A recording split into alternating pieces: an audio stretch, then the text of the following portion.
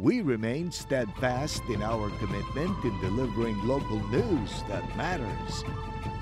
Stories that inspire. Enriching the lives of Filipinos in the Philippines and across the globe. This is your GMA Regional TV. Buong puso para sa Pilipino.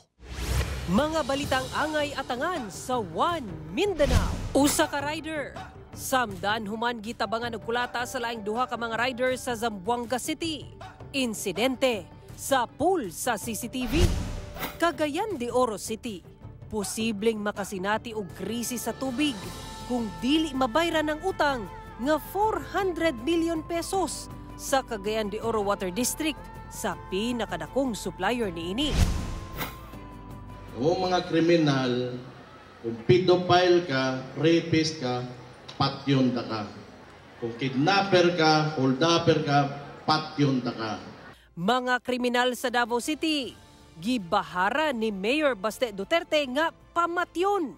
Hasta mga kurakot nga opisyal, gipasidan ansab. Og piot na ang dalan, dugangan pa sa mga naga-illegal park. Kini ang reklamo sa mga residente sa Barangay Bukana sa Davao City.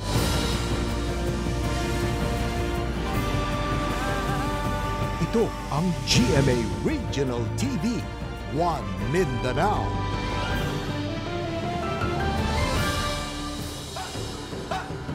Mayong hapon Mindanao, kini ang GMA Regional TV, One Mindanao. Hatod namo ang pinakadagog pinakawaling balita sa Mindanao. Ako si Sara Hilomen Velasco, live gikan dinhi sa GMA Davao Complex. Cyril Chavez, live gikan dinhi sa GMA Cagayan de Oro Station. Samdan ang usa ka motorista sa Zamboanga City human kini gitabangan og kulata sa duha ka lain pang motorista. Dihang gibadlong matud pa sa biktima ang duha ka motorista. Ang insidente nakuhaan sa CCTV. Dugang detalye sa report ni Efren Mamak.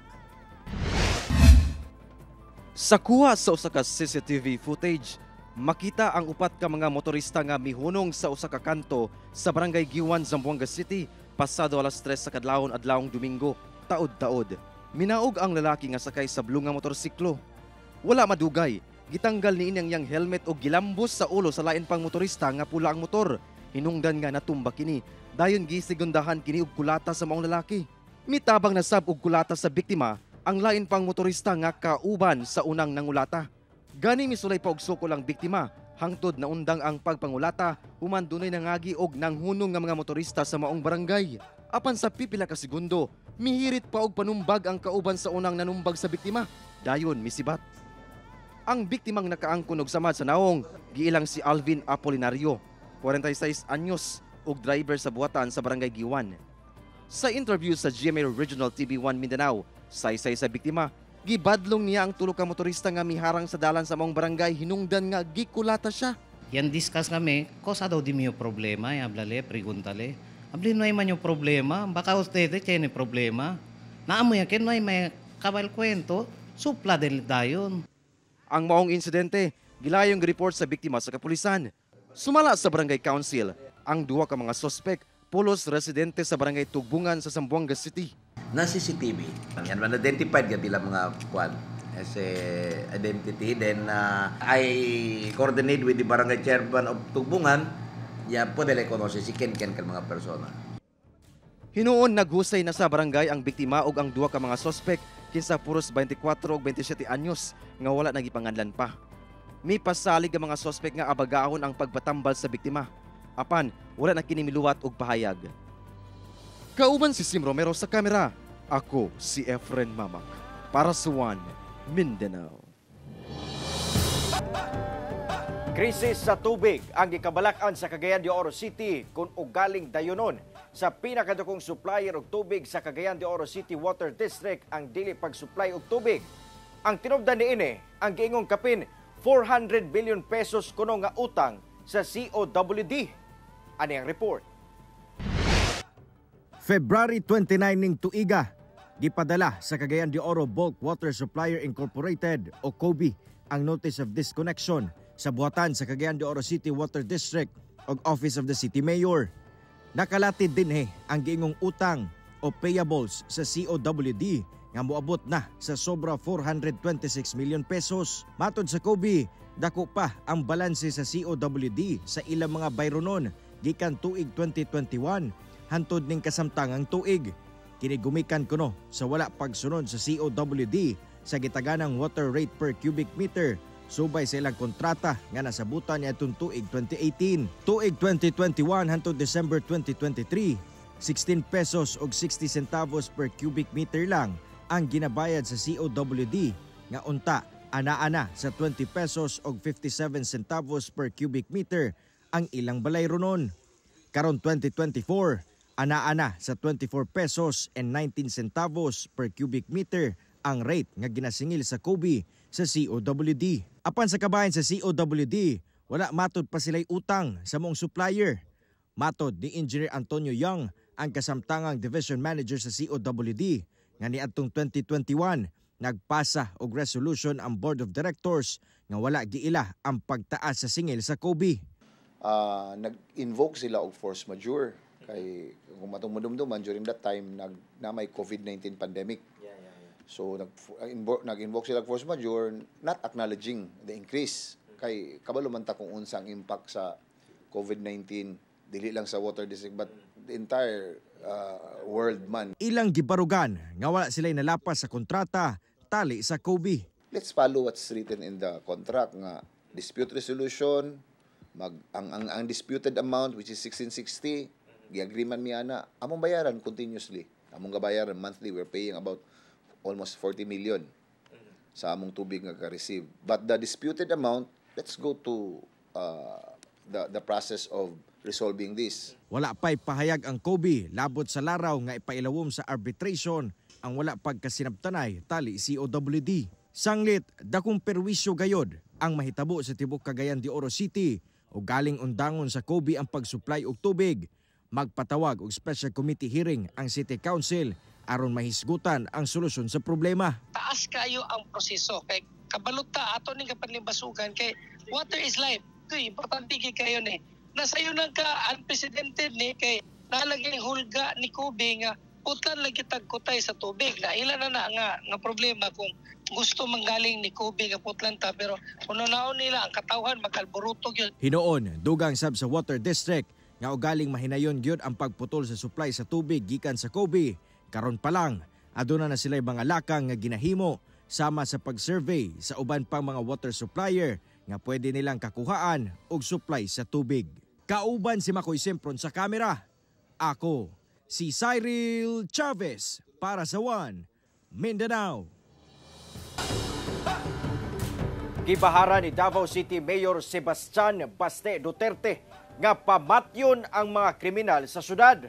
Nagpasidaan sab kini sa mga kurakot nga opisyal sa Dakbayan. Kini atol sa iyang speech sa opening sa 87th araw ng Davao. Ang report ni Jandy Esteban. Kung mga kriminal, kung pedophile ka, rapist ka, patyon ta ka. Kung kidnapper ka, holdapper ka, patyon ta ka.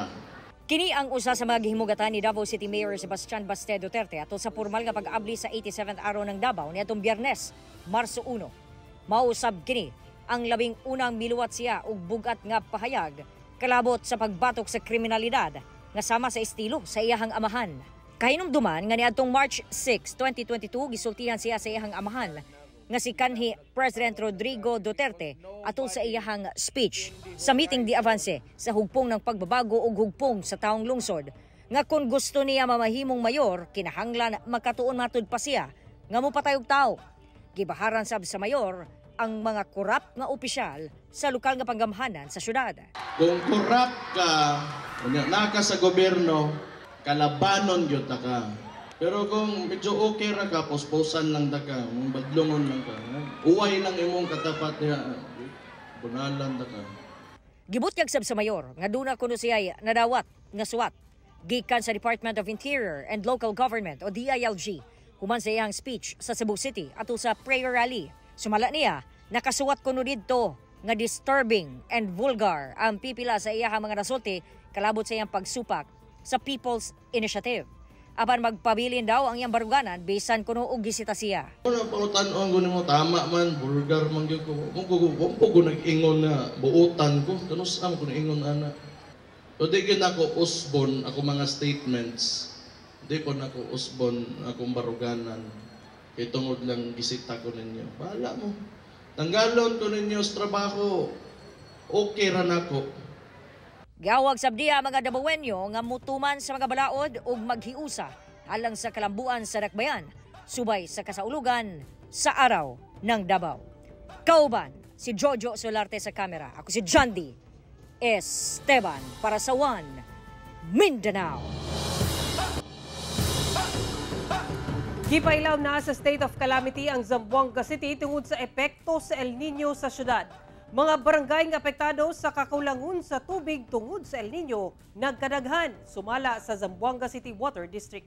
Ani report ni Krisa Dapitan. Naabtan sa GMA Regional TV 1 Mindanao ang residenteng si Eneline Sayrula nga taga Barangay Rio Hondo, Zamboanga City nga nagpalit og 20 kagagmayng galon nga tubig sa Barangay Kawa-Kawa.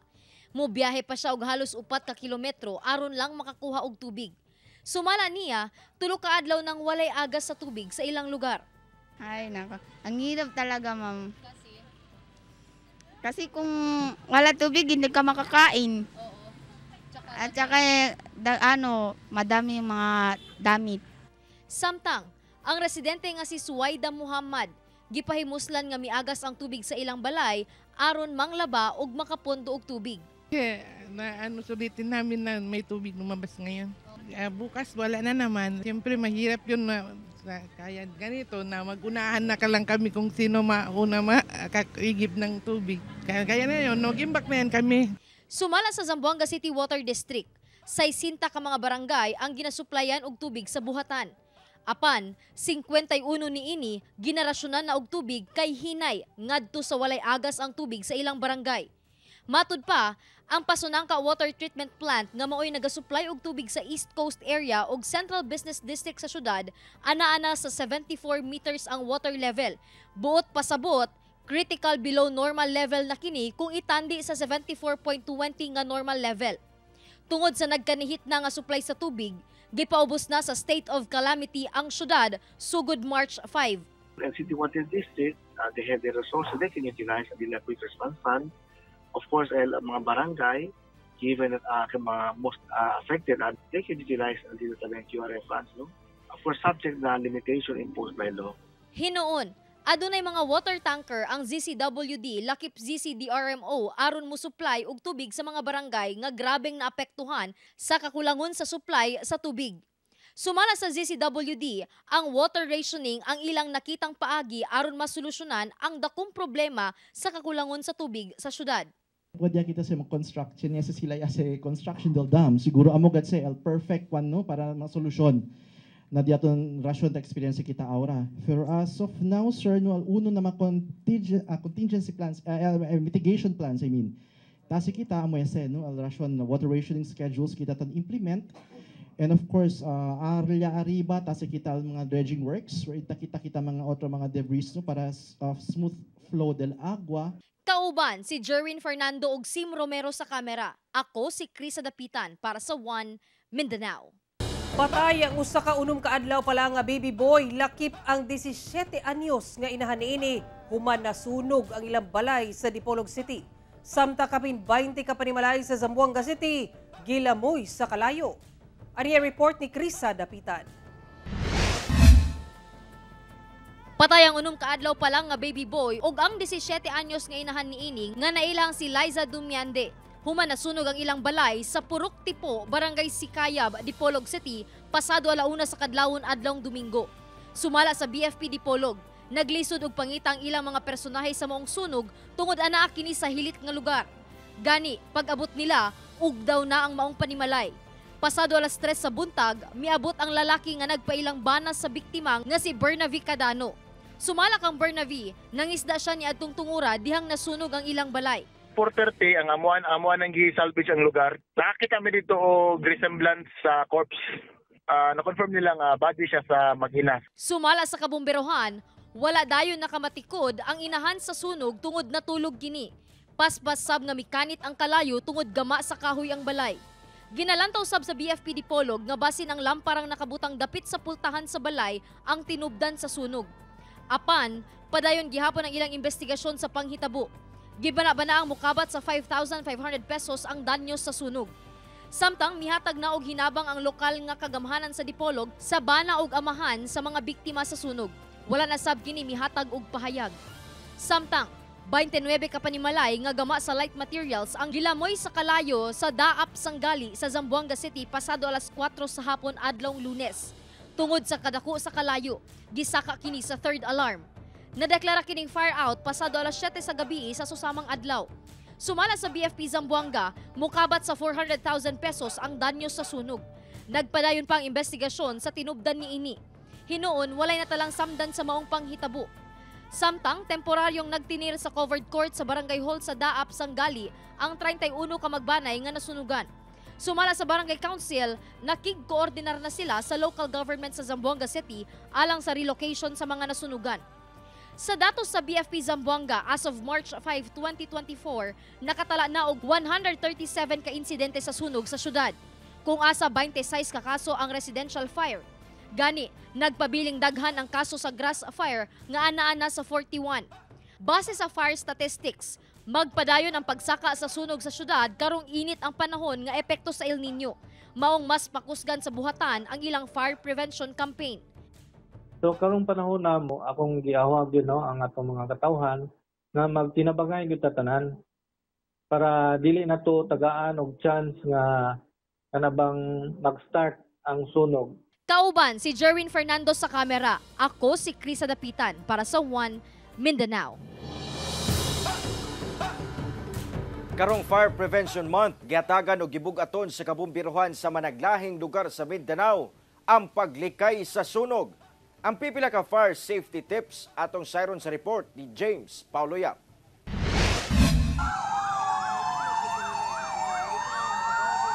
Sa pagsugod sa Fire Prevention Month, dungan nga gipatingog sa Cagayan de Oro City Fire District ang tanang fire sirens sa ilang fire trucks.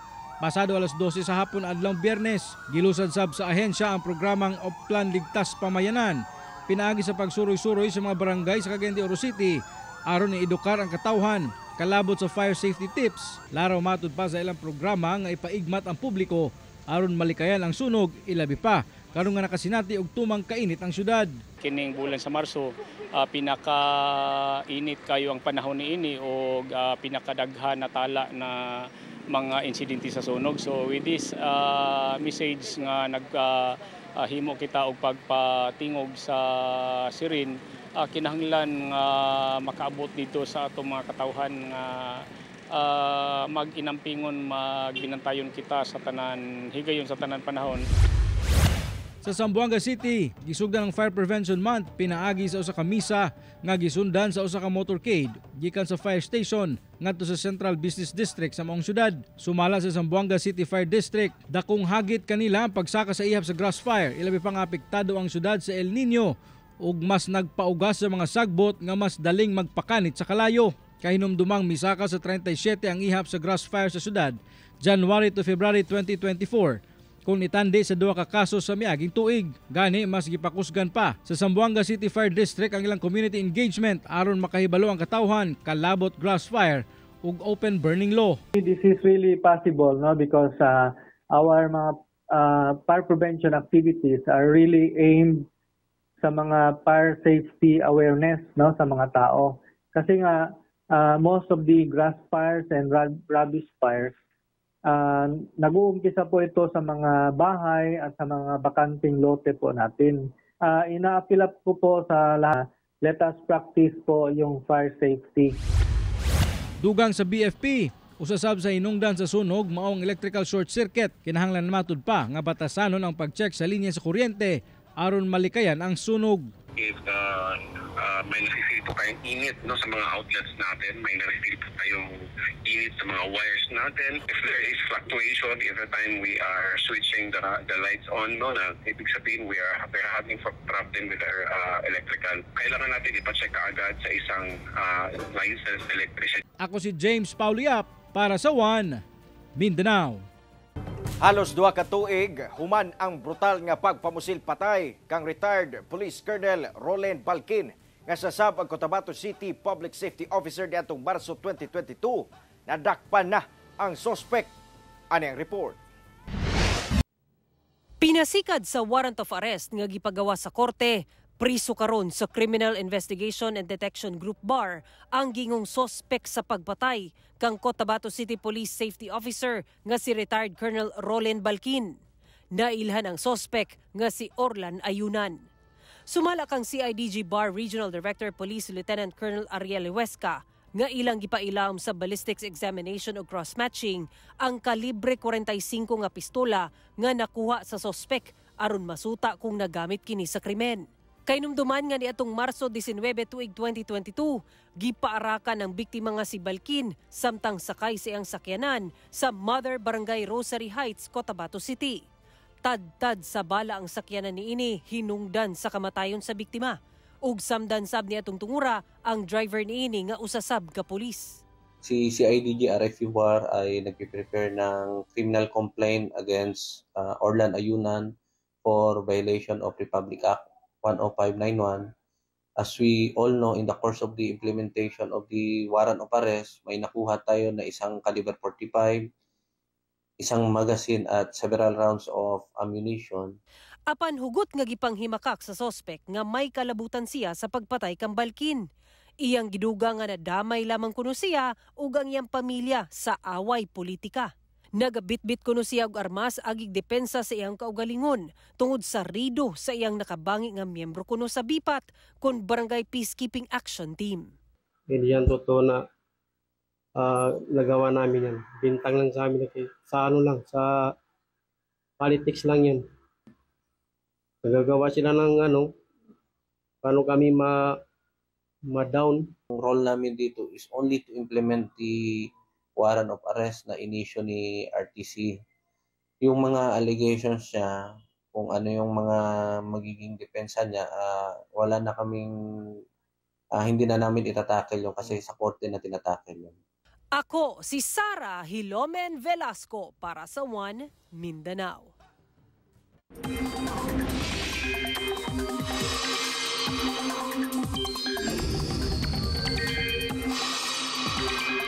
Makasinati og init nga panahon ang dakong bahin sa Mindanao. Apan posible gihapon ang mga pag-ulan dala sa easterlies ug localized thunderstorms.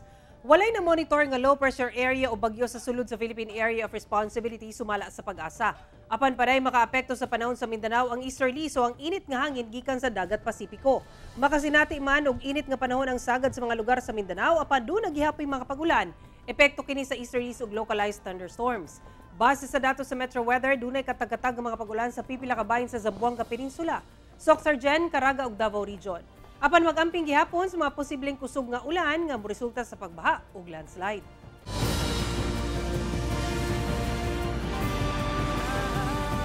Ito ang GMA Regional TV, One Mindanao.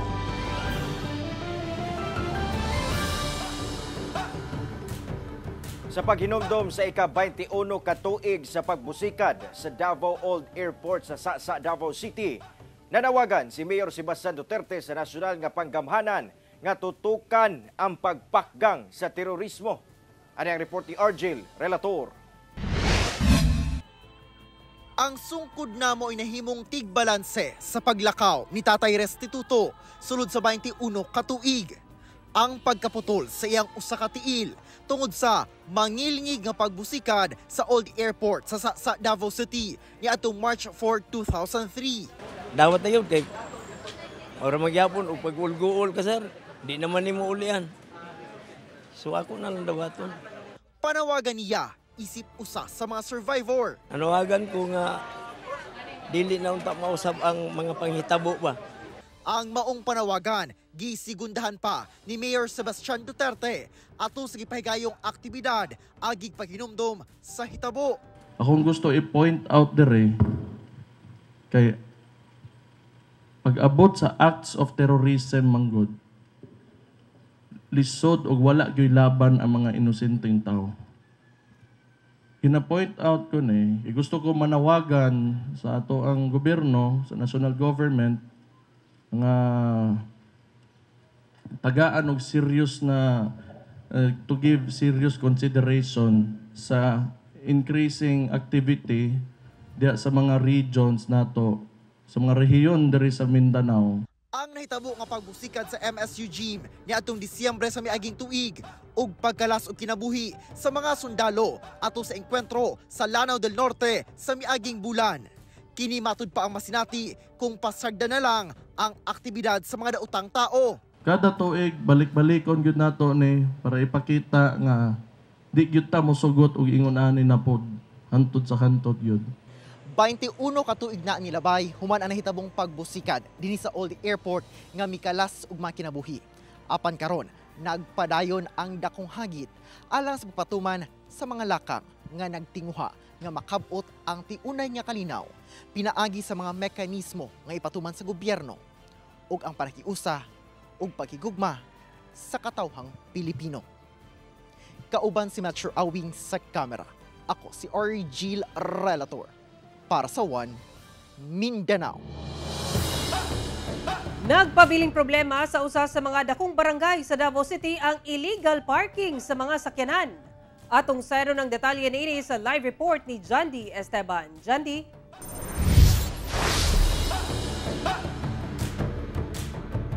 Sara gitubag sa Kapitan dinhi sa Barangay 76A Bukana. Ang problema kalabot sa mga guot nga dalan tungod sa mga pribadong sakyanan nga naga-illegal park.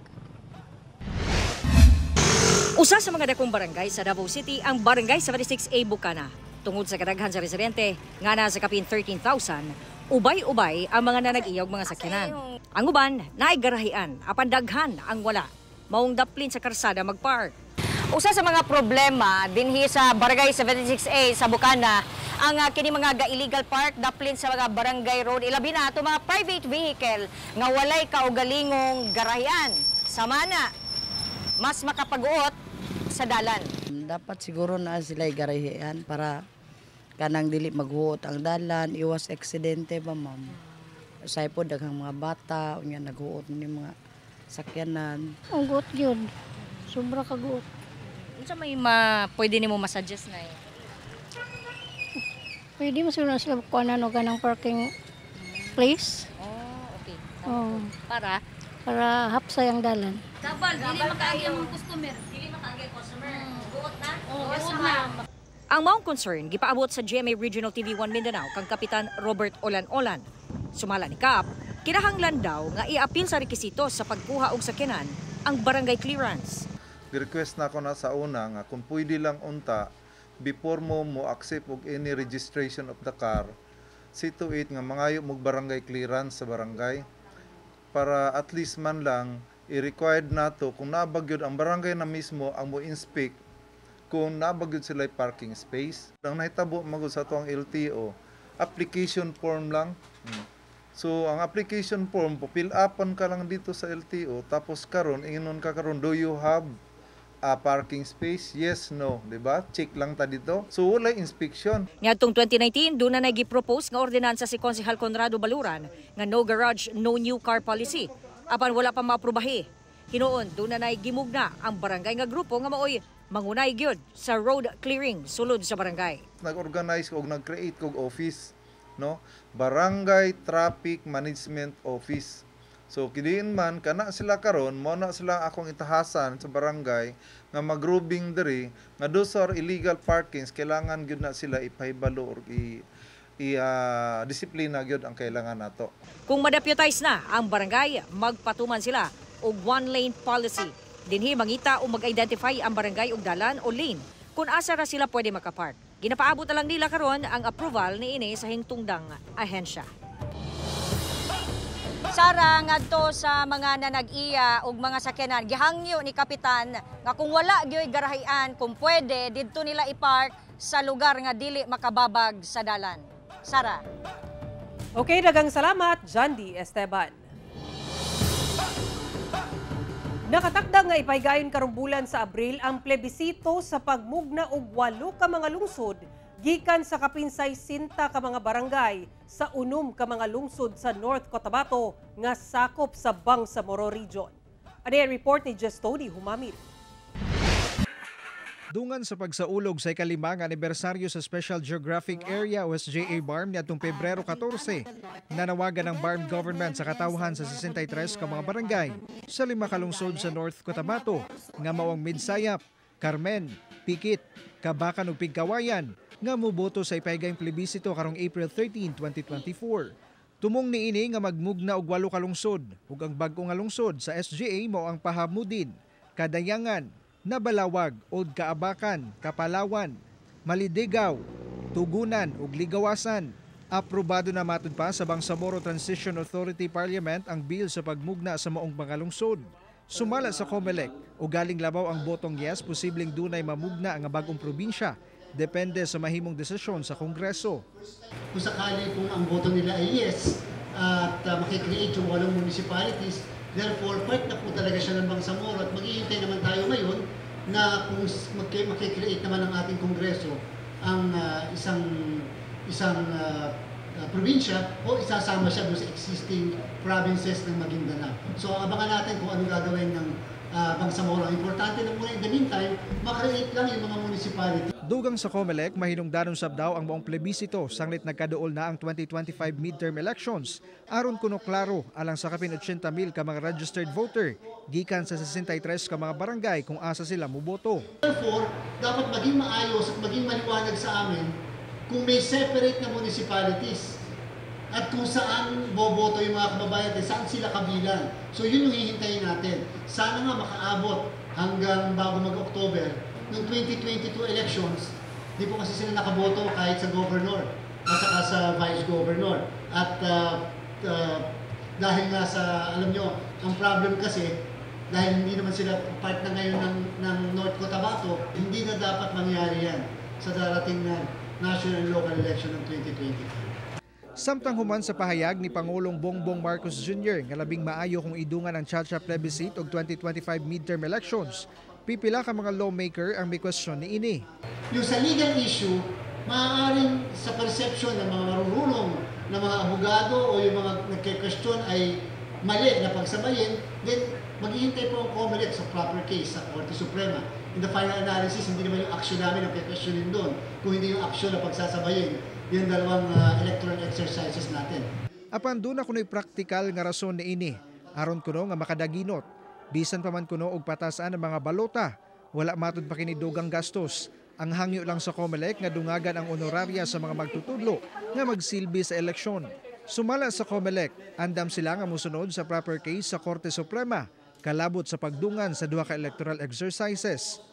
Again, until and unless there is no restraining order from the Supreme Court, the COMELEC will proceed in the event that magkakaroon ng proposed amendment to the Constitution.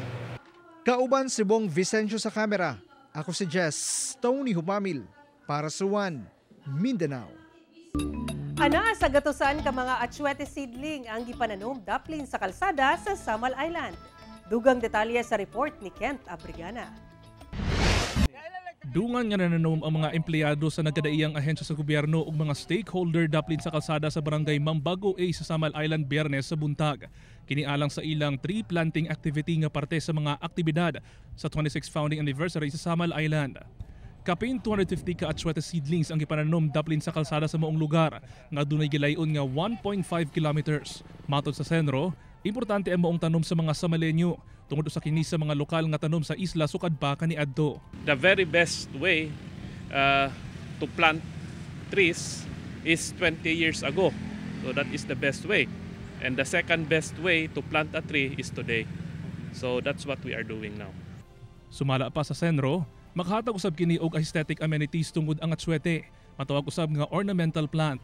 Apan labaw sa tanan, makatabang matud pa kini aron mapakgang ang epekto sa climate change.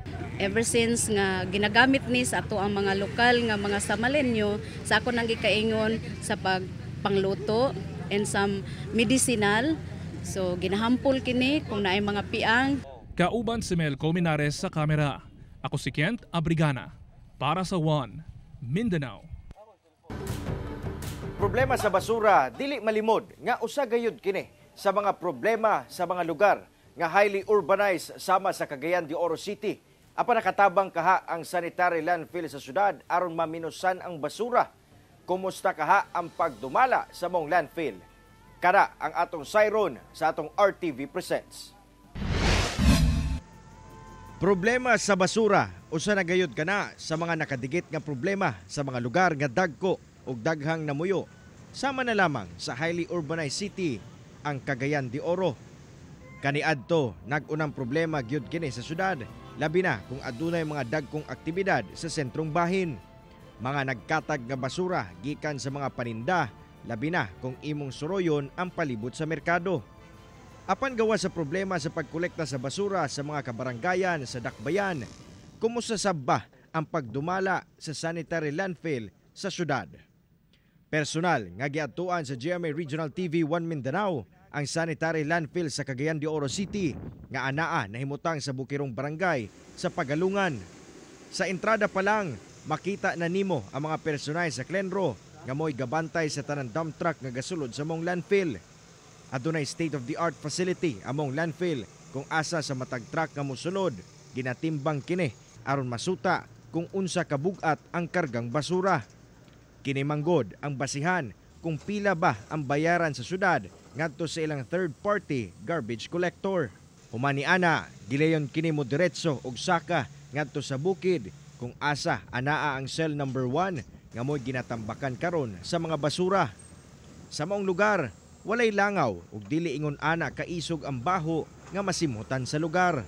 Ingon ani ang proseso sa sanitary landfill dinhi sa Cagayan de Oro City kung asa gikan sa mga dump truck nga nagkolekta og basura gikan sa nagkadiyang area sa Dakbayan.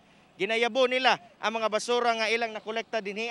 Gilayon adunay mga heavy equipment nga mutabang nga dalon kining mga basura ngadto diri sa may tumoy nga area kung asa kaning backhoe mo'y magplastar sa maong mga basura og taod-taod butangan dayon og yuta aron matabunan kining mga basura aron malimpyo ang area ingon man dili ma-expose ang basura ngadto sa publiko.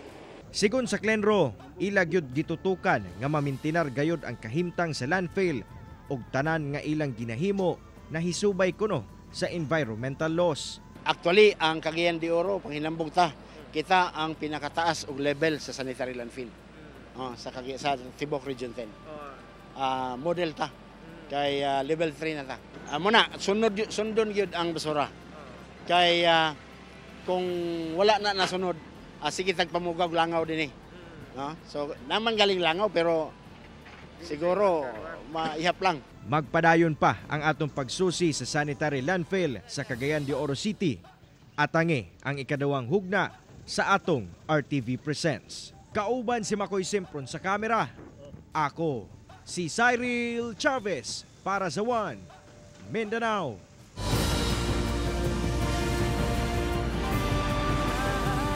Ito ang GMA Regional TV, One Mindanao.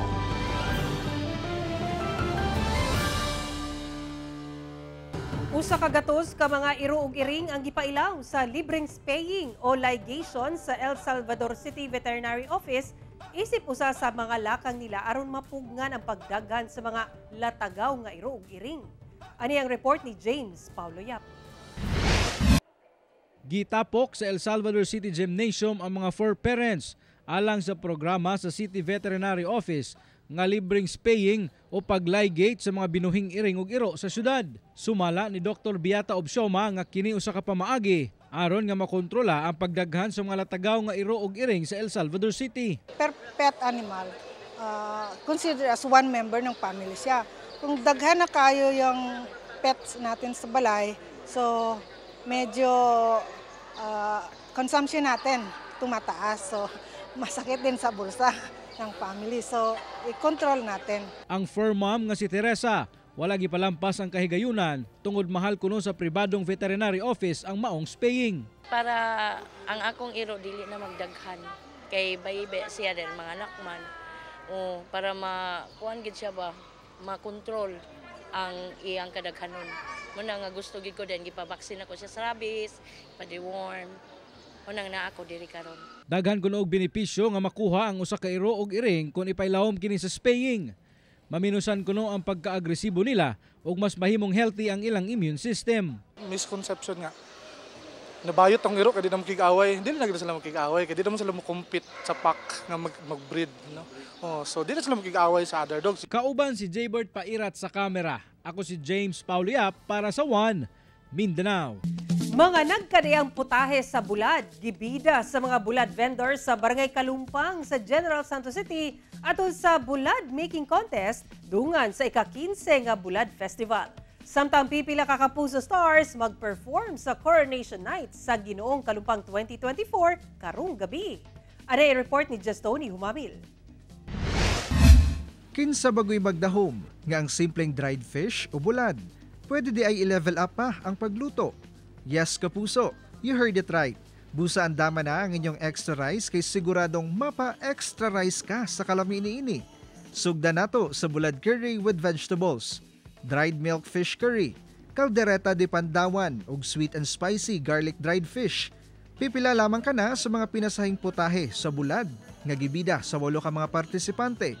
Si Jasmine Asakalani, dried lapu-lapu with butter and mushroom ang iyang entry. Dahil sa special siya na bulad, lapu-lapu. Ano yung sekreto para maging masarap yung naluto? Siguro yung coconut po. Coconut at saka yung kwan din.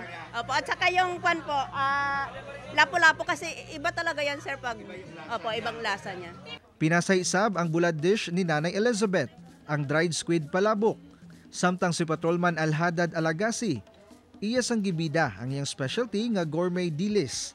Sa ulahi, napiling champion sa panlasa sa mga judge ang sweet and spicy garlic dried fish na specialty nila Lane. Wala ko nag-expect na madaog ko kay unprepared at may pero ginawa na akong best para first time pa lang, opo. We are doing our work with heart. So ganun din, magluto tayo with heart. Sumala sa barangay ang maong aktibidad, usa sa ilang pamaagi alang sa pag-promote pa sa abundang bulad industry sa Kalumpang. Mailhan gyud si Barangay Kalumpang as bulad vendors as bulad capital of General Santos City. Gina-promote po nato ang atong bulad gyud. Samtang subay sa 15th Bulad Festival, makauban nato ang Kapuso Heartthrobs nga sila si Christopher Martin, nga cast sa Makiling ug si E.A. Guzman, nga cast sa bagong GMA Afternoon Prime nga Lilet Matias, attorney at law sa Coronation Night sa Ginoong Kalumpang 2024. Ipahigayon ka na sa Kalumpang Gymnasium sa Barangay Kalumpang, General Santos City karong alas 7 sa gabi. See you, mga Kapuso. Kauban si Bong Vicencio sa kamera. Ako si Jess Tony Humamil para sa One Mindanao.